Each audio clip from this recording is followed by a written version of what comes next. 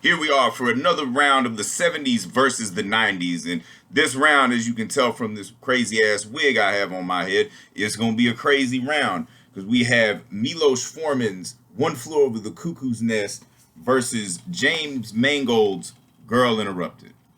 Now, this one was another tough one, much like last week's episode. This one is, they're so close in line because both movies are very well made, very well acted. So, first off, we have Milos Forman's One Flew Over the Cuckoo's Nest, which swept the Oscars. You know, it was the second film to get all the major awards, which are Best Picture, Best Director, Best Actor, Best Actress. And the first one being Frank Capra's It Happened One Night. And and One Flew Over the Cuckoo's Nest, it is one powerful film, and it's definitely one of the most iconic Jack Nicholson roles. It's the first one he got an Oscar for, and people, they kind of remember this movie solely. It's either for him or the Indian, and Will Sampson, who's great in this as well, and Louise Fletcher, who also won the Academy Award. She plays the evil nurse Ratchet, and kind of a bitch, but kind of hot. I don't know what to say. But and the cast of the inmates are a lot of at the time in the mid '70s, a lot of up and comers like Danny DeVito, Christopher Lloyd,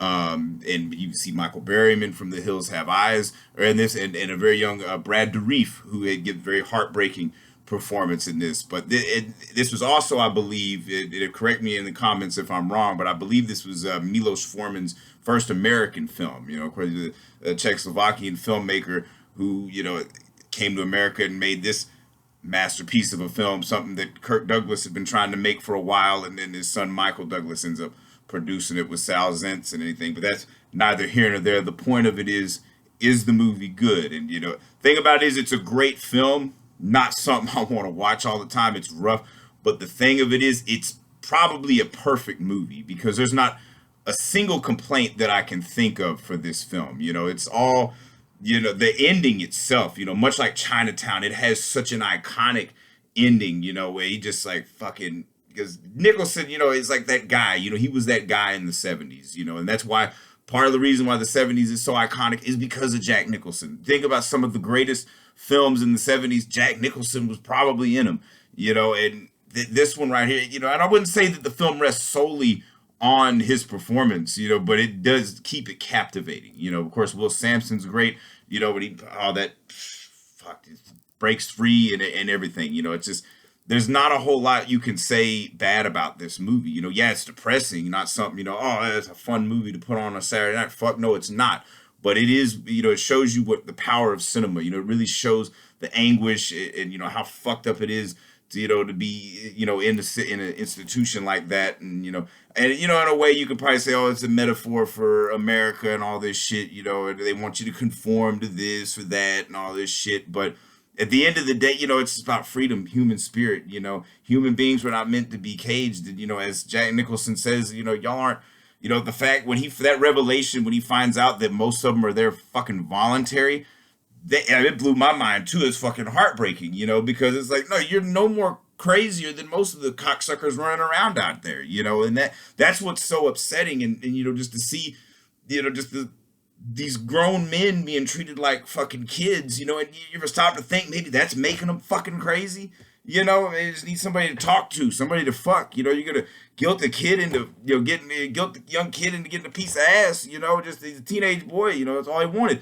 And you made him kill himself for that shit. That's why the bitch got, choked out, Not enough, but, giving away the whole movie and shit. But in the lobotomy, fuck. That mercy killing at the end, that lobotomy is one of the most barbaric fucking things ever created, man. That is just ridiculous. Because, like, you're curious to just, destroy that just destroy their personality and just have a fucking shell of a body just so you can fucking control around and shit. It's just ridiculous. It's just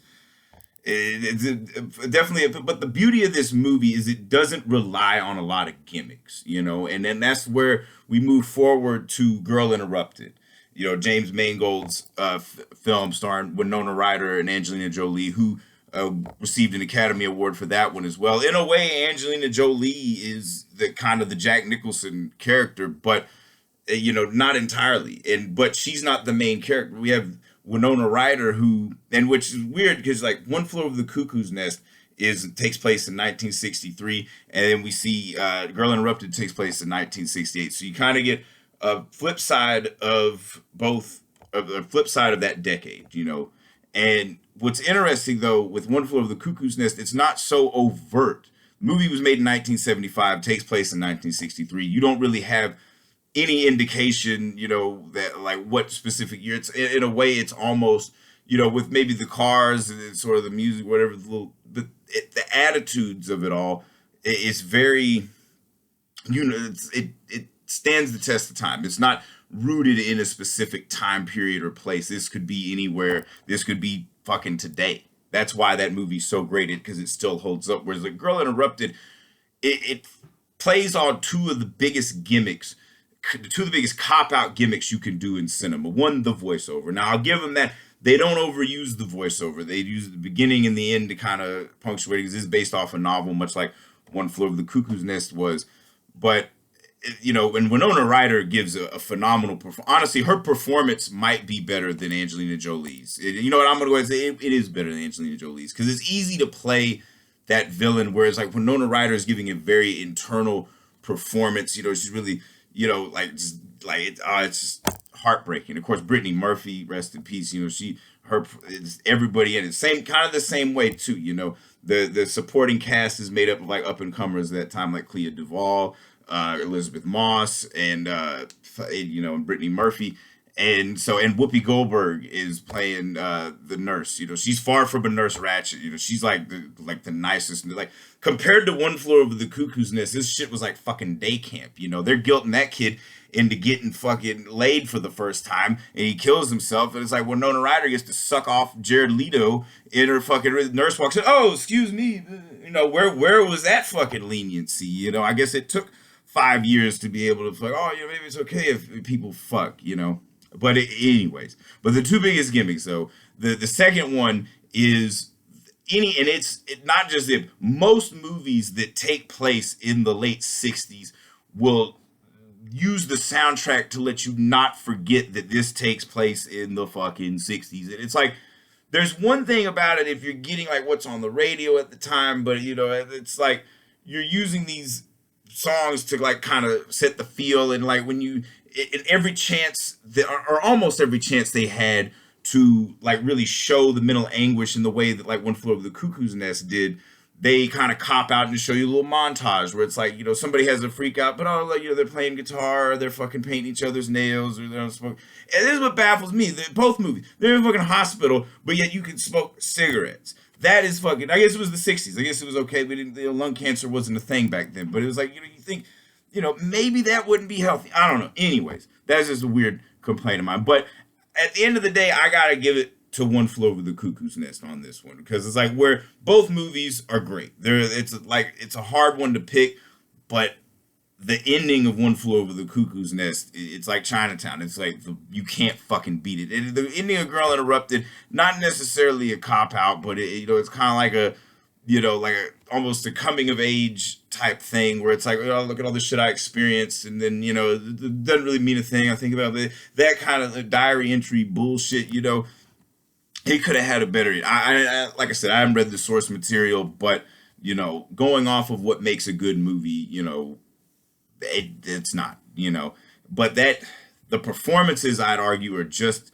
as great, you know, but the filmmakers use too many gimmicks, because James Mangold's kind of a trash director. You know, Milos Forman, you know, not the best, but he's, you know, way better than James Mangold. But the thing of it is, though, like, and that's why Forman doesn't rely on the gimmicks, but Mangold, he's one of those, you know, well, it's just, you know, every little gimmick to like make this seem more powerful than it is, because a lot of times there are a lot of superficial moments where, like, as One Flew Over the Cuckoo's Nest, you could feel the emotion, you could feel the anguish, you know, you really it cut you down deep, you know, and there were those moments in Girl Interrupted, but it's not as consistent. So this round goes to One Flew Over the Cuckoo's Nest. So that, if for anybody keeping score, that is 6-4 70s. And so the 70s, baby, you know, I was doubting myself at the beginning of this, but I'm getting a little more confident now. You know, 70s are 2 up, and we're nothing but fucking hitters, you know, because next week to make up for this one being so fucking much of a downer, we're gonna have the Wild Bunch versus Tombstone. And so that one would be nice little fucking another hard one to pick too. And like I said, if anything I've said is wrong or you don't agree with it, eviscerate me in the comments. I don't give a shit. I have no life, so I will respond to every single one of them. And if something particularly irks me, I will do a whole fucking video about it. I don't fucking care. And I'll be doing all kinds of series and shit. I mean, like I said, I'm wearing a fucking tinsel wig. I have no life. I don't know what to tell you people. But the thing, and all I do is watch movies. Then, like I said, any film professors that want to use this, send your information in the comments, and we'll talk compensation. You can use this shit. I don't give a fuck as long as I get paid. But anyways, that's neither here nor there. I don't give a shit. It's all jokes. But the real thing is 6'4", 70s are kicking ass. They may continue to kick ass, but who knows? 90s may come back for a few sucker punches. I don't know. I'm having fun. This is a personal journey for me to find the truth of this shit. And, that way any motherfucker that's like, oh, hey, this 90s are better. Oh, no, motherfucker. I'm going to have the facts, motherfucker. And this is my little rough draft to a doctoral thesis that'll make all you film nerds jizz. So, anywho, One Floor of the Cuckoo's Nest wins. 6'4", 70s. Tune in next Saturday for the Wild Bunch versus Tombstone. I'm excited, aren't you?